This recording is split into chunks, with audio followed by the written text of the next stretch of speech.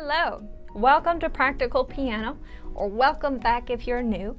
My name is Tia, and today I'm going to be talking about why people take piano exams. And should you take a piano exam? So first of all, what are piano exams? In Canada, we have our own standard called Conservatory Canada that was developed in Canada. We also have a standard called Royal Conservatory of Music, which can be taken, I believe, internationally, and it was first developed in Britain. In the UK, they use a standard called ABRSM. Basically, these are companies, or almost like universities, but basically companies, which assess your ability to play your instrument, and then based on your ability to play your instrument, they give you a certificate that says you can play. It's kind of like you take a driving test and they determine your ability to drive. And then if you're good enough at driving, you get a license. It's the same sort of idea. So now I'll tell you the reasons that we might take a piano exam. And I'll go from normal people to specialized people.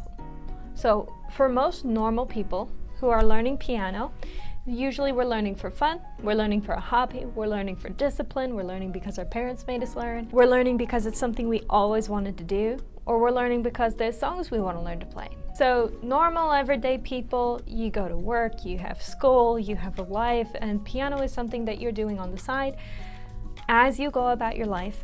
And it's important, but it's maybe ranked under some things. So why would you take an examination? There are a few reasons. One is because an examination is a set, tangible goal. And goals are very good for us. If you've been aimless or discouraged, or you feel like you don't know what you're doing in life or just in piano, aiming for an examination gives you a deadline, a fixed goal, and you get clear steps of what to do next. Often, that's what you need in life when you're feeling depressed, anxious, aimless, not sure what you're doing, just falling apart. Often you need small, tangible goals that you can actually reach. And then you need ultimate goals. And you get all these little steps leading up to the ultimate goal. So an examination in piano will serve that purpose, if that's what you need. Now I said discouraged. Sometimes we can get people start playing piano and they play for a year, 2 years, 3 years, and they start feeling discouraged and like they haven't made hardly any progress. I can almost guarantee if you've been playing for a year, 2 years, 3 years, you've made some progress. Unless you've had a particularly discouraging teacher, then maybe you've been made to sit on the same song for an awful long time until you get it perfect. But there's no hope of ever getting anything perfect. And so you've basically been chained down for 2 years. That would suck. And I have taught people from that situation, and it takes a while to recover. So first of all, assess whether or not you have a good teacher. Maybe you need a new teacher. So if your teacher keeps you on something for a while, but then in reasonable amount of time moves you on, and you feel as if you've gone up in level, then you probably have an okay or a good teacher. But let's say after 2 years you're still on 2 lines of music, simple music, and you understand how to do it, but you just feel like you can't, and you get frustrated and sad. Maybe you have a bad teacher. Try switching. We'll set that aside and get back on topic.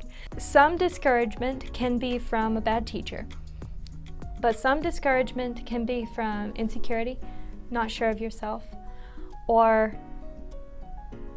you feel like you've put in a ton of work and gotten very little results. which is often the case in piano. Sometimes it feels like we put in a ton of work with very little results. I would suggest for you, consider either preparing for a recital to play in front of people, or preparing for an exam to play in front of one person and get graded. Or select music that you think you could play, like you can read it pretty good, but that's actually interesting to you. Songs that you've always wanted to play. It might be hard to find, or at least songs that are familiar. Because sometimes the songs we want to play are really, really hard, and even the easy versions are hard. So choose songs that are familiar and easy to read right now, or songs you've always wanted to play that you're like, I'm looking at this, I'm playing the first line, I feel like I could manage it, it just might take a while, but it wouldn't be hopeless. If you feel hopeless, don't play that song. So when you're discouraged, pick manageable goals. If you've been discouraged, the examination that you want to take is an easy one. So you want to be able to look at the music and go, wow, that's a little challenging, but not impossible for sure. If you're not discouraged, you might want to play something pretty challenging, very challenging. And in any case, if you're aimless, discouraged, or you have no other discipline in your life, like maybe piano is the only hobby you do, and maybe there's been a big change in your life and things are just falling apart and you really don't know what direction to head in. If you're already started in piano, maybe that's the thing that you can decide, okay, I'm going to take an examination and I'll figure out the rest later, but I know what I'm doing in piano now. See, for a lot of people, piano has to work with your life. There are a lot of things going on in people's lives. There's regular busyness, there's trauma, there are broken relationships, there are all manner of horrible things that could happen. And then there's just regular life, where you go in, day out, you go to your job, you come home, you don't know, there's like, you watch TV, you go to bed. You wake up, you go to your job, you watch TV, you go to bed. So, whatever your circumstances, sometimes direction can save your life. And that is the number one purpose of taking a music exam. Now, the second reason you might take a piano exam is because you can list a piano exam or your recitals, your competitions, anything regarding piano that gives you a certificate that you could hold up and prove that you did this thing, or that you got graded for, or thanks for participating. Anything you've participated in with your instrument, you can put in your resume as an accreditation. So let's say you're like 10 years old and you know how to play piano, you've been to a bunch of recitals, you've gotten certificates for going to your recitals. Good job. All right, in 6 years, when you're 16, when you start working, or maybe you start working casually at 14, and you're like babysitting and dog walking and stuff, and you make up a little resume, you have nothing to put on your resume because you never worked before, right? But you can put that you've been in piano exams, and what it does is it says, it speaks to your soft skills. And soft skills, if you're younger, you're not sure what that means, soft skills are like not things that you've done for jobs before, like I know how to clean tables. That's not a soft skill. That's a different kind of skill. Soft skills are your good personality traits. They're not really personality traits. They're your good human traits, like discipline and focus and perseverance, your intelligence, your ability to learn, your comprehension, your ability to perform under pressure, because if you've played an instrument in front of somebody, that's a lot of pressure, and you did it. So it says that you're capable of doing something hard in front of other people in a pressurized situation, and you pulled through and you got your accreditation, like your certificate or your grade, and it was okay, or it was great. And that says that you are the kind of person who can show up, who can be in front of people, and who can carry it off. So there's lots and lots of good soft skills involved in passing a piano exam. And so in that case, I was talking to somebody who never had a job before. But let's say you've already worked plenty. It never hurts to list another thing on your resume that you're doing when you're not working. And what that says, the fact that you're doing things when you're not working, says that you're not lazy. It says that you're not idle. You don't waste your time. You value your time and you value your energy. And if you value your energy, you're more likely to value the company that you're about to work for. So it says a lot of good things about you as a person for your resume.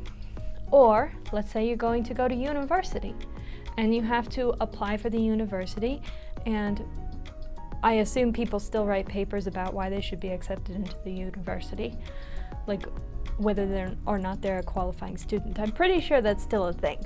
And that's another accreditation that you can put when you're applying to your university. Third reason you might take a piano exam, and this is if you're more specialized in piano. So you plan to make it part of your career. If you plan to teach, if you're going to teach in someone else's studio, like I teach for Long and McQuaid, so I'm commissioned by them as a teacher. And most music studios, at least in Canada, require a prerequisite of level 8 RCM. Presumably, the equivalent to a level 8 RCM would be a level 7 Conservatory Canada. Conservatory Canada is not as well known, not as commonly used as Royal Conservatory of Music. So if you really want to go with Conservatory Canada, you might need to sell it a bit when you're looking for a job. And if your interviewer is not familiar with Conservatory Canada, you can explain like it's actually a little more advanced than RCM by about one level, and it's local, and you believe in supporting local institutions. If that is in fact what you believe. If it's not, don't lie. But they may accept you with a level 7 Conservatory Canada if you don't have a level 8 RCM, because it's basically an equivalent. And they may not. So if you want to like cover all your bases, go for a level 8 RCM. Now those are like really high level exams, right? Level 8 RCM and level 7 Conservatory Canada, they're no small thing. But if you want to start teaching for yourself, this is the cool thing. Technically, in the music industry, you can take a music exam for the level that you're currently at, and then you can teach up to that level. Because you can advertise for yourself, and you can put, I have passed my level 2 Conservatory Canada exam, and I can teach from beginner up to level 2 Conservatory Canada, and I'm preparing for my level 3 or my level 4 Conservatory Canada. So what that'll do is with your private customers, they know that you have been certified by the local standard, or RCN, the international standard, or one of the international standards. And they know that you can teach up to there. It looks great. It's just like having, if you're going to teach swimming classes, you could teach up to class 2, if you have your class 2. But a parent is not necessarily going to trust you with their child if you're teaching class 6, but you only have class 2. A student will not necessarily trust you to teach them level 4 if you've only learned up to level 2. So that is the third reason that you might want to take an exam. Now the fourth reason, I wouldn't recommend this one actually. The fourth reason you might want to take an exam is to learn to play in front of people or under pressure. but I wouldn't advise this because that is a ton of pressure. Not only are you playing in front of people, but you're doing a test, and tests are very stressful for most people. So I wouldn't recommend that if you want to learn to play in front of people. If you want to learn to play in front of people, this is what I would recommend. Take recitals with your teacher, if you have a teacher. Go to a local music festival if you don't have a teacher, or if you have a teacher, because usually a teacher will be open to entering you into a local music festival. Music festivals are sometimes graded and sometimes not. It depends on the category you go into. And they're in front of a lot of strangers. So there's still quite a bit of pressure with a music festival. That there isn't as much pressure with a music recital because you generally do that through your teacher and it's with people you know have gone to the same teacher. So it feels actually a little more cozy, a little more homely, which feels better. Even better than one recital, because we usually only do 1 to 3 recitals a year. Better than a recital is find a local seniors home that has a piano or that you can bring your keyboard to. Ask them for a time in the schedule that would be good to come and play piano for people, and then play piano for the seniors. That you might be able to do once a month, and the more frequently you play in front of people, the more comfortable you're going to get. Or I used to live in a town that had a cafe that had a piano in it, and I would go like 3 times a week at least and play for people on the piano in the cafe. And you get really, really good at that, at playing under pressure until it becomes almost natural. Later I found I was living in Edmonton and one of the libraries had a piano in it, kind of off away in the back where nobody would see it. And I was going there about once a week to play on the piano. And the more you do that, the more comfortable you get. So that is actually my first recommendation if you want to get used to playing in front of people. Find a piano that's in public, out in the open, play on it all the time. And after that, recitals are my next recommendation. Third recommendation is local music festivals, and finally, exams, because there is just an extra level of pressure when you take a test. I hope this video has been very informative and helped you decide whether or not you need to take an exam or what you might want to take it for. And if you enjoyed it, please like. If you know anyone who would also find this information useful or enjoyable, please share. If you have any feedback, leave it in the comments. And if you would like more videos, please subscribe.